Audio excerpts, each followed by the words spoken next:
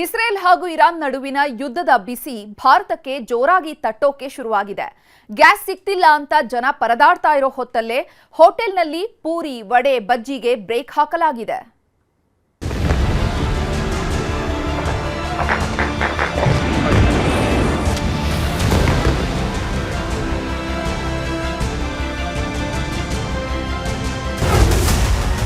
ಅಮೆರಿಕದವರು Iran ಪರಮಾಣು ಒಪ್ಪಂದಕ್ಕೆ ಕಣ್ಣಿಟ್ಟರು. ಒಪ್ಪದಿದ್ದಾಗ Iran ಮೇಲೆ ಇಸ್ರೇಲ್ ಕಡೆಯಿಂದ ದಾಳಿ ನಡೆಸಿದ್ರು. 11 ದಿನ ಆಗೋಯ್ತು. ಈಗಲೂ ಯುದ್ಧ ನಡೀತಾನೇ ಇದೆ. ಆ ಕಡೆಯವರು ಈ ಕಡೆಯವರನ್ನ, ಈ ಕಡೆಯವರು ಆ ಕಡೆ ದೇಶದವರನ್ನ ಹೊಡೆದು ಹಾಕ್ತಿದ್ದಾರೆ. ಆದ್ರೆ ಇಸ್ರೇಲ್ ಇರಾನ್ ಯುದ್ಧದಿಂದ ನರಕ ಅನುಭವಿಸ್ತಿರೋದು ಮಾತ್ರ ಸಾಮಾನ್ಯ ಜನ. ಕೊಲ್ಲಿ ರಾಷ್ಟ್ರಗಳು ಪ್ರತಿಷ್ಠೆಗಾಗಿ ಯುದ್ಧ ಮಾಡುತ್ತಿದ್ರೆ ಭಾರತದಲ್ಲೂ, ಅದರಲ್ಲೂ ಕರ್ನಾಟಕದಲ್ಲಿ ಬೆಲೆ ಏರಿಕೆ ಮಹಾಯುದ್ಧ ಶುರುವಾಗಿದೆ. ವಾಣಿಜ್ಯ ಸಿಲಿಂಡರ್ಗಳ ಸ್ಥಗಿತಗೊಳಿಸಿದ ಕಂಪನಿಗಳು, ರಾಜ್ಯದ ಹೋಟೆಲ್ ಉದ್ಯಮವೇ ಅಲ್ಲೋಲ ಕಲ್ಲೋಲ. ಕರ್ನಾಟಕದ ಎಲ್ಲ ಜಿಲ್ಲೆಗಳಲ್ಲೂ ವಾಣಿಜ್ಯ ಸಿಲಿಂಡರ್ಗಳ ಹಾಹಾಕಾರ ಶುರುವಾಗಿದೆ. ಕಮರ್ಷಿಯಲ್ ಸಿಲಿಂಡರ್ಗಳನ್ನ ಪೂರೈಸುತ್ತಿದ್ದ ಕಂಪನಿಗಳೆಲ್ಲ ನಿನ್ನೆ ರಾತ್ರಿಯಿಂದಲೇ ಸಿಲಿಂಡರ್ಗಳನ್ನ ಪೂರೈಕೆ ಮಾಡಲ್ಲ ಅಂತ ಸಂದೇಶ ಕಳಿಸಿವೆ. ವಾಣಿಜ್ಯ ಬಳಕೆ ಸಿಲಿಂಡರ್ಗಳು ಸ್ಟಾಕ್ ಇರೋವರೆಗೆ ಅಡುಗೆ ರೆಡಿಯಾಗುತ್ತೆ, ಆಮೇಲೆ ಹೋಟೆಲ್ಗಳನ್ನ ಬಂದ್ ಮಾಡಬೇಕಾಗುತ್ತೆ ಅಂತ ಹೋಟೆಲ್ ಉದ್ಯಮಿಗಳೆಲ್ಲ ಗೋಳಾಡುತ್ತಿದ್ದಾರೆ. ಈಗ ನಮ್ಮಲ್ಲಿ ಸಾಮಾನ್ಯ ಇವತ್ತು ನಾಳೆ ಮಟ್ಟ ನಡಿಬಹುದು. ಮುಂದಿದ ಅವರು ಸಪ್ಲೈ ಮಾಡಿದರೆ ನಮ್ಗೆ ನಡೀತದೆ, ಇಲ್ಲಾಂದ್ರೆ ಮುಂದೆ ಕಷ್ಟ ಆಗ್ಬೋದು. ನೋಡ್ಬೇಕು, ಮತ್ತೆ ಸಪ್ಲೈ ಇಲ್ಲಾಂದ್ರೆ ಅನಿವಾರ್ಯ ಬಂದ್ ಮಾಡಲೇಬೇಕಾಗತ್ತದೆ. ಪೂರಿ, ವಡೆ, ಬಜ್ಜಿ, ಬೋಂಡಾ ತಿಂಡಿಗಳೆಲ್ಲ ಸ್ಟಾಪ್. ಇವತ್ತಿನಿಂದಲೇ ಗರಿಗರಿ ತಿಂಡಿ ನಿಲ್ಲಿಸಿದ ಹೋಟೆಲ್ಸ್. ವಾಣಿಜ್ಯ ಬಳಕೆ ಸಿಲಿಂಡರ್ಗಳ ಸಪ್ಲೈ ನಿಂತೋಗಿದ್ದೇ ತಡ. ಹೋಟೆಲ್ನವರು ಇವತ್ತಿನಿಂದಲೇ ಹೆಚ್ಚು ಗ್ಯಾಸ್ ಬಳಸಿ ತಯಾರಿಸುವ ಗರಿಗರಿ ತಿಂಡಿಗಳ ತಯಾರಿಯನ್ನೇ ನಿಲ್ಲಿಸಿದ್ದಾರೆ. ಹೋಟೆಲ್ಗಳಿಗೆ ಹೋಗಿ ವಡೆ ಕೊಡಿ, ಬಜ್ಜಿ ಕೊಡಿ, ಚೈನೀಸ್ ಐಟಂ ಕೊಡಿ, ಪೂರಿ ಕೊಡಿ ಅಂದ್ರೆ ನಾಳೆಯಿಂದ ಸಿಗಲ್ಲ. ಯಾಕಂದ್ರೆ ಯುದ್ಧದ ಪರಿಣಾಮ LPG ಗ್ಯಾಸ್ ಸಿಲಿಂಡರ್ ಸರಬರಾಜಿನಲ್ಲಿ ವ್ಯತ್ಯಾಸ ಆಗಿದೆ. ಆದ್ದರಿಂದ ನಮ್ಮ ಹೋಟೆಲ್ನಲ್ಲಿ ತಾತ್ಕಾಲಿಕವಾಗಿ ಸೀಮಿತವಾದ ತಿಂಡಿ ತಿನಿಸುಗಳು ಮಾತ್ರ ಲಭ್ಯವಿರುತ್ತೆ. ಗ್ರಾಹಕರು ಸಹಕರಿಸಬೇಕಾಗಿ ವಿನಂತಿ ಅಂತ ಈಗಾಗಲೇ ಹೋಟೆಲ್ಗಳ ಮುಂದೆ ಸೂಚನಾ ಫಲಕಗಳನ್ನು ಹಾಕಿದ್ದಾರೆ. ಇದು ಒಂದು ಹೋಟೆಲ್ನ ಕಥೆಯಲ್ಲ. ಬೆಂಗಳೂರಲ್ಲಿರೋ 45,000ಕ್ಕೂ ಹೆಚ್ಚು ಹೋಟೆಲ್ಗಳ ಪೈಕಿ ಅರ್ಧಕ್ಕರ್ಧ ಹೋಟೆಲ್ಗಳಲ್ಲಿ ಇಂಥ ಸೂಚನಾ ಫಲಕ ಹಾಕಲಾಗಿದೆ. ಬೆಳಿಗ್ಗೆ ಒಂದು ಹೋಟೆಲಲ್ಲಿ ಗ್ಯಾಸ್ ಹಚ್ಚಿದ ನಂತರನೇ ನಮ್ದು ಪ್ರಾರಂಭ ಆಗೋದು. ಈ ಗ್ಯಾಸೇ ಇಲ್ಲ ಅಂದ್ರೆ ನಾವು ಹೋಟೆಲ್ ರನ್ ಮಾಡೋದು ಹೇಗೆ? ಹಸಿ ತರಕಾರಿಗಳು ಮಾಡಕ್ಕೆ. ಗೃಹ ಬಳಕೆ ಸಿಲಿಂಡರ್ ಕೊರತೆ ಇಲ್ಲ ಅಂತಿದೆ ಕೇಂದ್ರ. ಆದ್ರೂ ಮನೆಗಳಿಗೂ ಸಪ್ಲೈ ಆಗ್ತಿಲ್ಲ ಅಡುಗೆ ಸಿಲಿಂಡರ್. ಹೋಟೆಲ್ಗಳಿಗಷ್ಟೇ ಅಲ್ಲ, ಮನೆಗಳಿಗೆ ಸಪ್ಲೈ ಮಾಡುವ 14 kg ಗ್ಯಾಸ್ ಸಿಲಿಂಡರ್ಗಳ ಸಪ್ಲೈನಲ್ಲೂ ಸಾಕಷ್ಟು ಸಮಸ್ಯೆ ಆಗಿದೆ. ಯಾಕಂದ್ರೆ ಗ್ಯಾಸ್ ಬುಕ್ ಮಾಡಿ 2, 3, 4, 5 ದಿನಗಳಾದ್ರೂ ಎಷ್ಟೋ ಕಡೆ ಸಿಲಿಂಡರ್ಗಳನ್ನೇ ಸಪ್ಲೈ ಮಾಡ್ತಿಲ್ಲ. ತಲೆ ಕೆಡಿಸ್ಕೊಂಡ ಜನ ಸೀದಾ ಗ್ಯಾಸ್ ಏಜೆನ್ಸಿಗಳಿಗೆ ಲಗ್ಗೆ ಹಾಕ್ತಿದ್ದಾರೆ. ಗ್ಯಾಸ್ ಏಜೆನ್ಸಿಯವರು ಸರ್ವರ್ ಡೌನ್ ಆಗಿದೆ, ಬುಕ್ಕಿಂಗ್ ಸಿಕ್ಕಾಪಟ್ಟೆ ಜಾಸ್ತಿ ಆಗಿದೆ, ಸಿಲಿಂಡರ್ ಸ್ಟಾಕ್ ಕಡಿಮೆ ಇದೆ, ನಾಳೆ ಕಳಿಸ್ತೀವಿ, ನಾಡಿದ್ದು ಕಳಿಸ್ತೀವಿ ಅಂತ ಕಥೆ ಕಟ್ತಿದ್ದಾರೆ.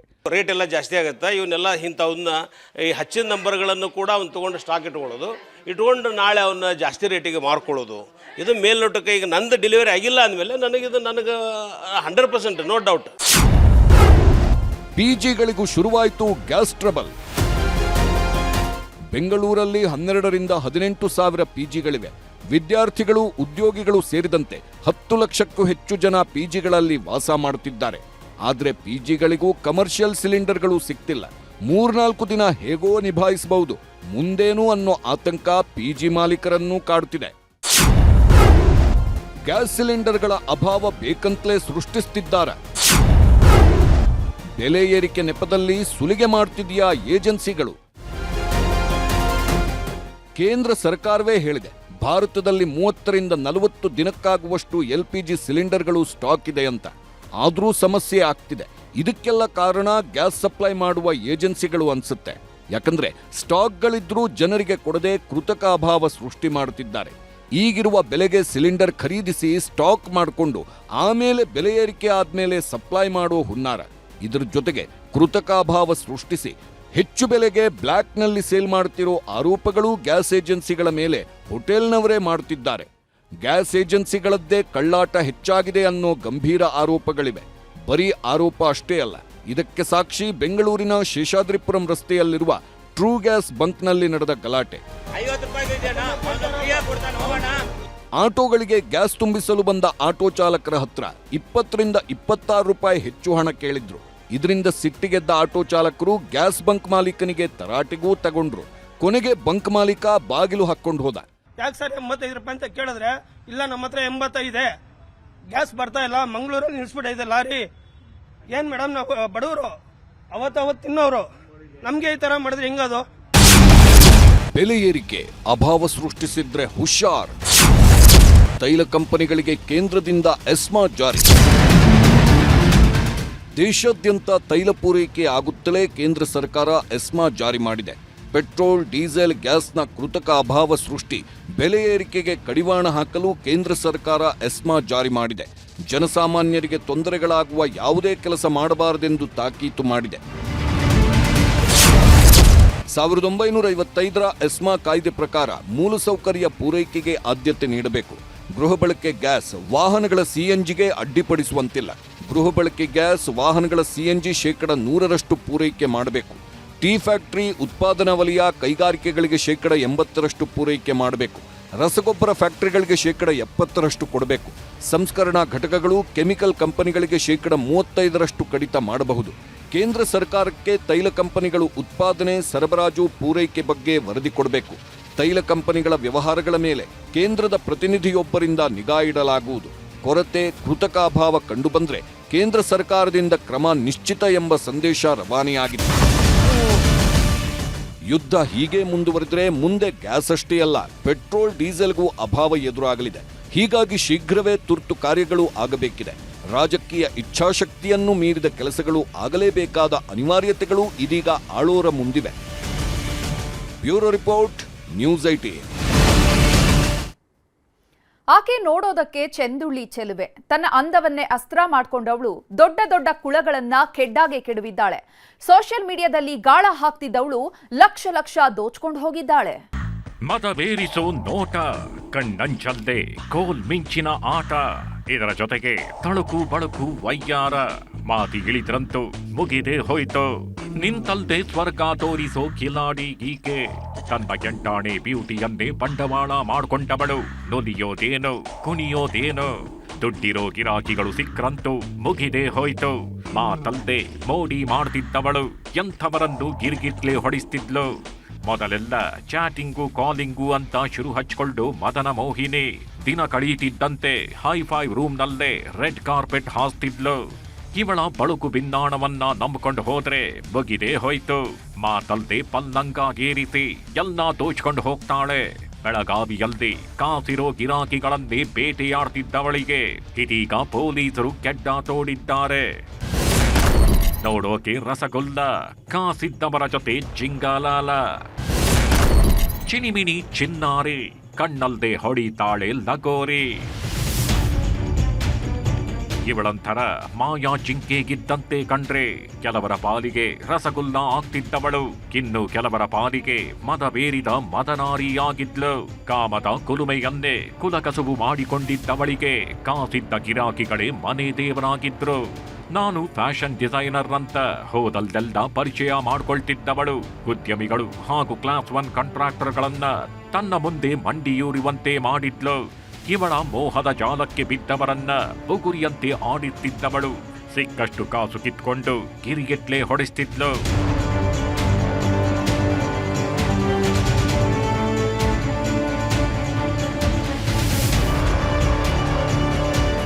ಇವಳ ಹೆಸರು ದೀಪಾ ಅವಟಗಿ ಅಂತ. ವಯಸ್ಸು 33. ಬಾಗಲಕೋಟೆ ಜಿಲ್ಲೆಯ ಮಹಾಲಿಂಗಪುರ ನಿವಾಸಿ.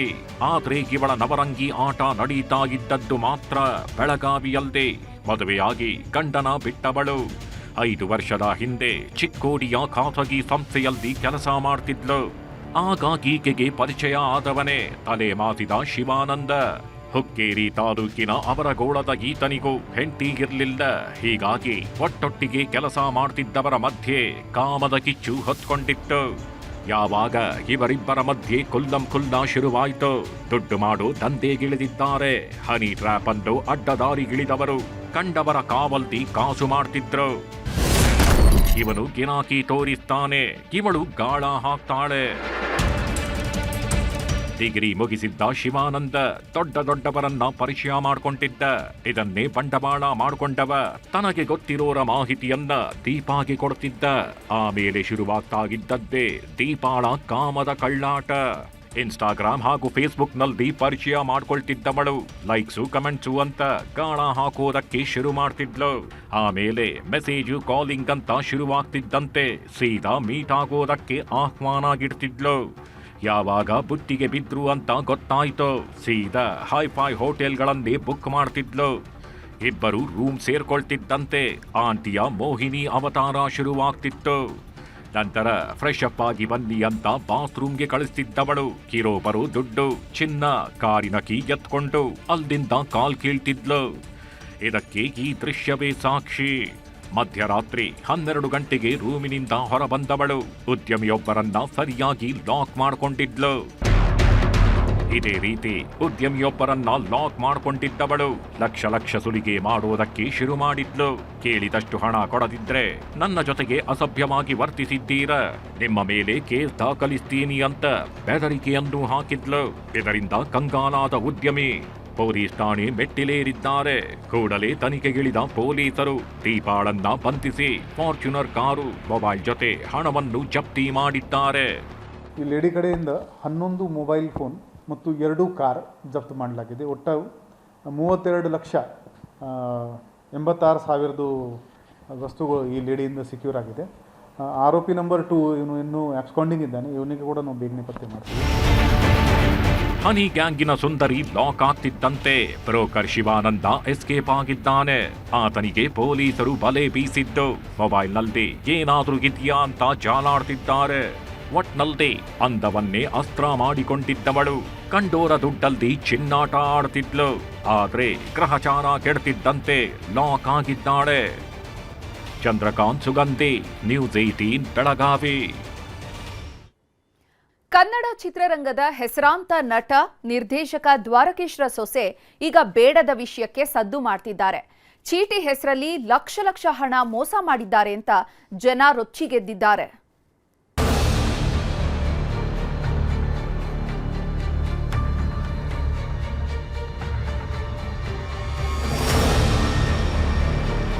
ದ್ವಾರಕೀಶ್ ಅವ್ರ ಸೊಸೆ ಅಂತ ಹೇಳ್ಕೊಂಡು ಬಂದು ಸುಮಾರು ಜನಕ್ಕೆ ಚೀಟಿಂಗ್ ಮಾಡಿದ್ದಾರೆ. ಅಲೆಲೆಲೆ, ಅದೇನ್ ಸಿಟ್ಟು, ಅದೇನ್ ಆಕ್ರೋಶ. ಕೊಟ್ಟ ಕಾಸು ಕೇಳಿದ್ದಕ್ಕೆ ಮೇಡಮ್ ಅವ್ರು ಹೇಗ್ ರೊಚ್ಚಿಗೆದ್ದಿದ್ದಾರೆ ನೋಡಿ. ಕಷ್ಟಪಟ್ಟು 1 ರೂಪಾಯಿನೂ ಕೂಡಿಟ್ಟು ಇವ್ರ ಹತ್ರ ಕೊಟ್ಟಿದ್ದಕ್ಕೆ ಪೊರಕೆ ಏಟು ಕೊಡ್ತಿದ್ದಾರೆ. ನಮ್ಮ ಹಣ ನಮಗೆ ಕೊಡಿ ಅಂದಿದ್ದಕ್ಕೆ ಹಿರಿಯ ನಟ ದ್ವಾರಕೀಶ್ ಸೊಸೆ ರಣಚಂಡಿಯಾಗಿದ್ದಾಳೆ. ಹಾಡ ಹಗಲಲ್ಲೇ ಬೀದಿಯಲ್ಲಿ ನಿಂತ್ಕೊಂಡು ಪೊರಕೆ ಏಟು ಕೊಟ್ಟಿದ್ದಾರೆ.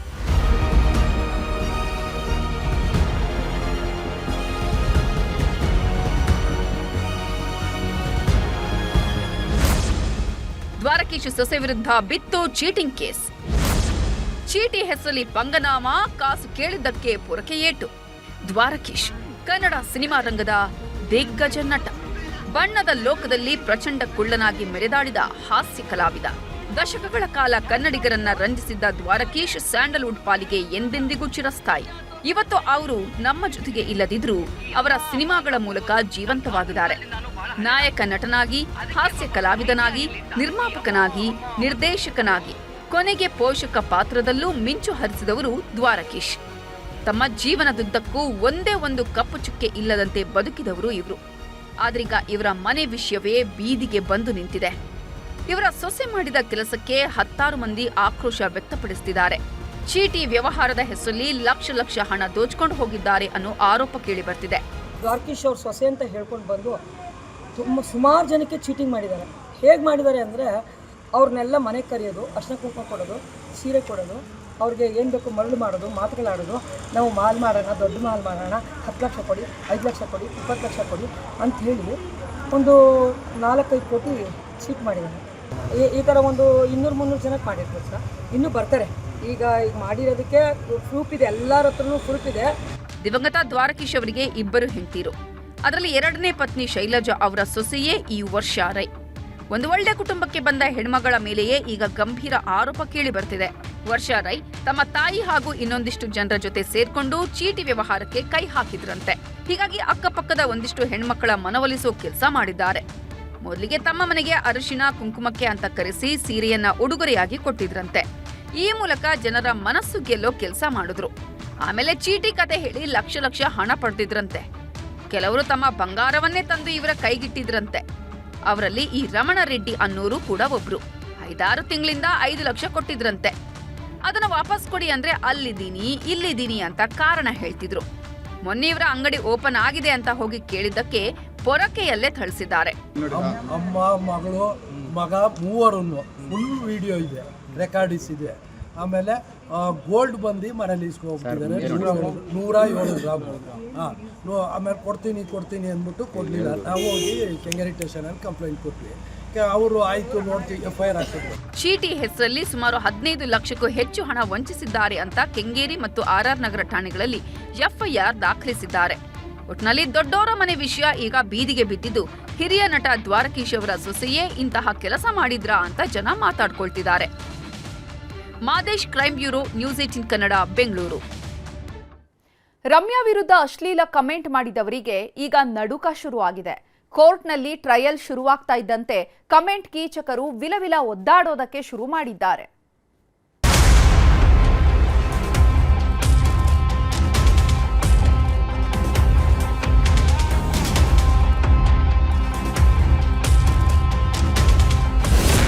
ಕಟಕಟೆಯಲ್ಲದೆ ಅಶ್ಲೀಲಾಸುರರ ಜಾತಕ. ಕಮೆಂಟ್ ಕೀಚಕರಿಗೆ ಇನ್ನು ಮುಂದೆ ಕಾನೂನಿನ ಕಂಟಕ. ನಟ ದರ್ಶನ್ ಕೇಸ್ ಬಗ್ಗೆ ನಟಿ ರಮ್ಯಾ ಸೋಷಿಯಲ್ ಮೀಡಿಯಾದಲ್ಲಿ ಅನಿಸಿಕೆ ಹಂಚಿಕೊಂಡ ಬಳಿಕ ಕೆಲವರಿಂದ ಅಶ್ಲೀಲ ಸಂದೇಶ ಬಂದಿತ್ತು. ದರ್ಶನ್ ಅಭಿಮಾನಿಗಳು ಅಶ್ಲೀಲ ಸಂದೇಶ ಕಳಿಸಿದ್ದ ಪ್ರಕರಣ ಭಾರೀ ಸದ್ದು ಮಾಡಿತ್ತು. ಪುಂಡರ ಕೆಟ್ಟ ಮೆಸೇಜ್ಗಳನ್ನ ನೋಡಿ ರೊಚ್ಚಿಗೆದ್ದ ಪದ್ಮಾವತಿ ಮುಲಾಜಿಲ್ಲದೆ ಸೀದಾ ಕಮಿಷನರ್ ಕಚೇರಿಗೆ ಹೋಗಿ 43 ಖಾತೆಗಳನ್ನ ಉಲ್ಲೇಖಿಸಿ 4 ಪುಟಗಳ ದೂರು ಸಲ್ಲಿಸಿದ್ರು. ಪ್ರಕರಣವನ್ನ ಗಂಭೀರವಾಗಿ ಪರಿಗಣಿಸಿದ ಪೊಲೀಸರು 6 ಜನರನ್ನ ಬಂಧಿಸಿ ನ್ಯಾಯಾಂಗ ಬಂಧನಕ್ಕೆ ಒಪ್ಪಿಸಿದ್ರು. 50 ಸಾಮಾಜಿಕ ಜಾಲತಾಣ ಅಕೌಂಟ್ಗಳನ್ನು ಜಾಲಾಡಿ ಬಂದ್ ಮಾಡಿಸಿದ್ರು. ಬಂಧನಕ್ಕೆ ಹೆದರಿ 20ಕ್ಕೂ ಹೆಚ್ಚು ಆರೋಪಿಗಳು ಪರಾರಿಯಾಗಿದ್ರು. ಬಂಧಿತ ಆರೋಪಿಗಳು 1 ಲಕ್ಷ ಬಾಂಡ್ ಹಾಗೂ ಇತರೆ ಭದ್ರತೆಗಳನ್ನ ಒದಗಿಸಿ ಕೋರ್ಟ್ನಿಂದ ಜಾಮೀನು ಪಡೆದುಕೊಂಡಿದ್ರು.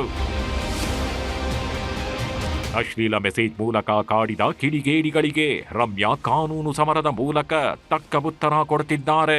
ಇವತ್ತು ಕೇಸ್ ಸಂಬಂಧ ರಮ್ಯಾ ಸಿಟಿ ಸಿವಿಲ್ ಕೋರ್ಟ್ಗೆ ವಿಚಾರಣೆಗೆ ಹಾಜರಾಗಿದ್ರು. ಇಂದಿನಿಂದ ಕೋರ್ಟ್ನಲ್ಲಿ ಟ್ರಯಲ್ ಆರಂಭವಾಗಿದ್ದು ತನ್ನ ದೂರು ಸಂಬಂಧ ಸಾಕ್ಷಿ ನುಡಿಯಲು ರಮ್ಯಾ ಆಗಮಿಸಿದ್ರು. ಇದನ್ನು ಸೂಕ್ಷ್ಮ ಪ್ರಕರಣವೆಂದು ಪರಿಗಣಿಸಲಾಗಿದೆ. ಹಾಗಾಗಿ ಮುಚ್ಚಿದ ಕೊಠಡಿಯಲ್ಲಿ ಕೇಸ್ನ ವಿಚಾರಣೆ ನಡೆಯಿತು. ನ್ಯಾಯಮೂರ್ತಿ ರಾಜೀವ್ ಗೌಡ ಅವರ ಎದುರು ಇನ್ ಕ್ಯಾಮರಾ ಪ್ರೊಸೀಡಿಂಗ್ಸ್ನಲ್ಲಿ ರಮ್ಯಾ ಹೇಳಿಕೆಗಳನ್ನ ದಾಖಲು ಮಾಡಲಾಯಿತು. ವಿಚಾರಣೆ ವೇಳೆ ರಮ್ಯಾ ತಮ್ಮ ವೃತ್ತಿ, ಪ್ರವೃತ್ತಿ, ಸಾಮಾಜಿಕ ಜಾಲತಾಣಗಳು ಸೇರಿದಂತೆ ಸವಿವರವಾಗಿ ಹೇಳಿಕೆ ಕೊಟ್ಟಿದ್ದಾರೆ.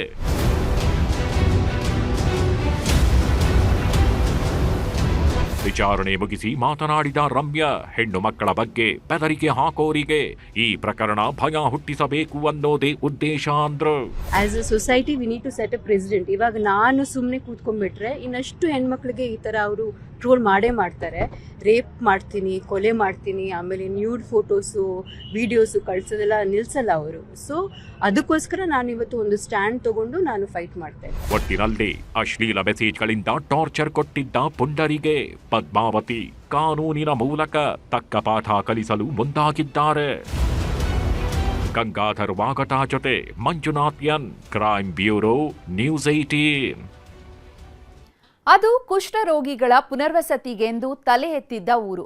35 ವರ್ಷದ ಹಿಂದೆ ಇಲ್ಲಿನ ಜನರಿಗೆ ವಸತಿಯನ್ನೇನೋ ಕಟ್ಟಿಕೊಟ್ರು. ಆಮೇಲೆ ಇತ್ತ ಕಣ್ಣೆತ್ತಿಯೂ ನೋಡಿಲ್ಲ. ಬಸ್ ಇಲ್ಲ, ರಸ್ತೆ ಇಲ್ಲ, ಕಷ್ಟ ಕೇಳೋರೂ ಇಲ್ಲ.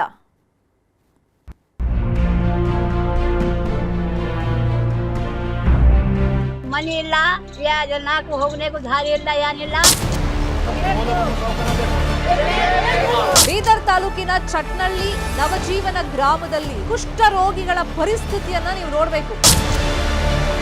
ನಾನು ಖುದ್ದಾಗಿ ಭೇಟಿ ಕೊಟ್ಟು ಅದನ್ನು ನಿವಾರಣೆ ಮಾಡುವಂತ ಕೆಲಸ ಮಾಡ್ತೇವೆ. ಹೆಸರಿಗಷ್ಟೇ ಕುಷ್ಠರೋಗಿಗಳ ಪುನರ್ವಸತಿ ಕೇಂದ್ರ. ಆಸ್ಪತ್ರೆಗೆ ಹೋಗಲು ಬಸ್ ಇಲ್ಲ, ಕಷ್ಟ ಕೇಳೋರಿಲ್ಲ.